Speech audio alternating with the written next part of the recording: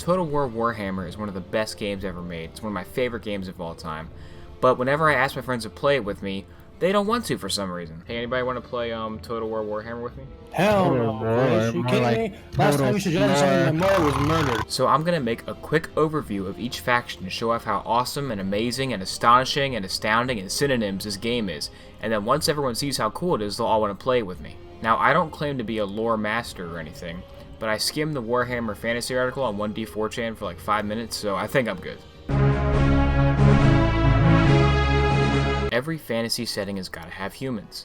They're our anchor to a foreign world, a looking glass by which we project our gaze into realms unknown. They're also usually the most boring and generic race that nobody cares about.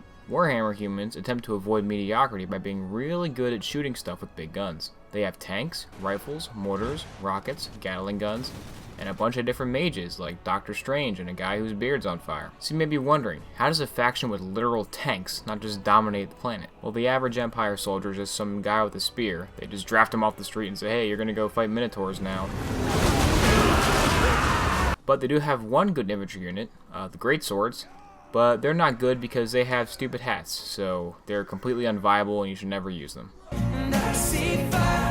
Every fantasy setting has got to have dwarves. They're hard-working miners whose wealth is only topped by their hardiness in combat.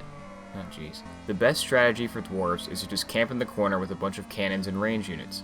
Some people may call it cheap, but it's a legitimate strategy, and you can't tell me otherwise. They don't want to for some reason.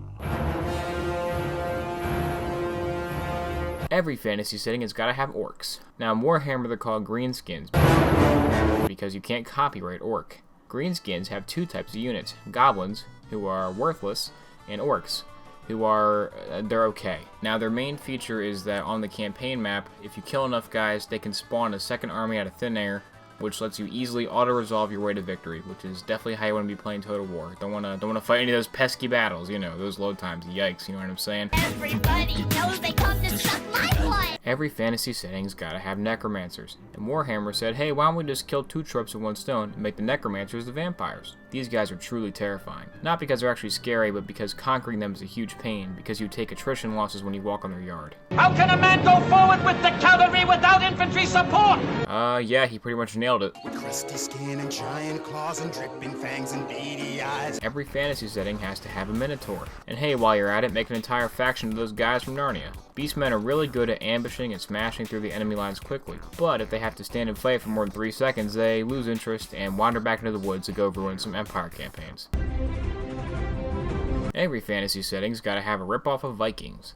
The less creative the name, the better. The Norskin feature a bunch of shirtless men who somehow survive in freezing temperatures. The most famous Norskin of all, Sirtha Ek, constantly spams chariot-only armies for some reason. The rest of the Norskins usually pull the old Battle of Karahi and spam horse skirmishes at you until you get bored and tell your son to go break through your lines, but then he gets killed, then you get killed, then the first triumvirate falls apart. Then you go to war with Pompey, you beat him, then you're the ruler of Rome, then he gets stabbed, and then bada bing bada boom, Augustus comes in. What's he doing? Chaos is an immortal, godlike creature composed entirely of concentrated, water-like chaos energy.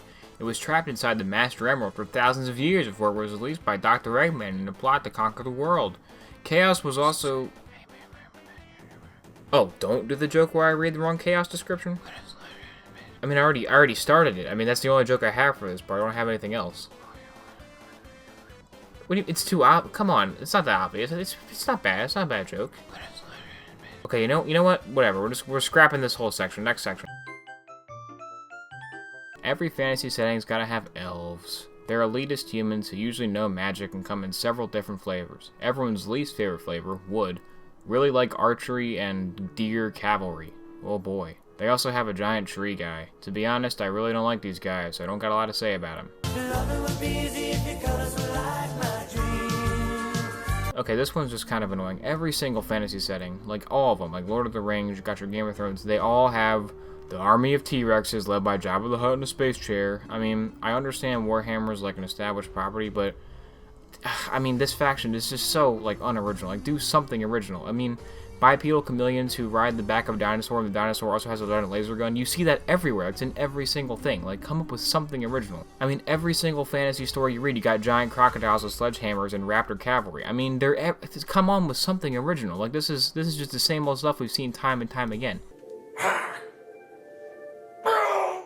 Every fantasy setting has got to have Great Britain. High Elves are pompous jerks who live on an island and try to build a trade empire in a game called Total War. Their armies are all very colorful and bright because they're too good for practical equipment, but I mean, then again, so is literally every other army in this game, so, you know. High Elves love their archers and dragons and can outrange everyone in the game, making them extremely annoying to fight against. The only reason I like them better than Wood Elves is that they didn't cost me $18 in a DLC pack.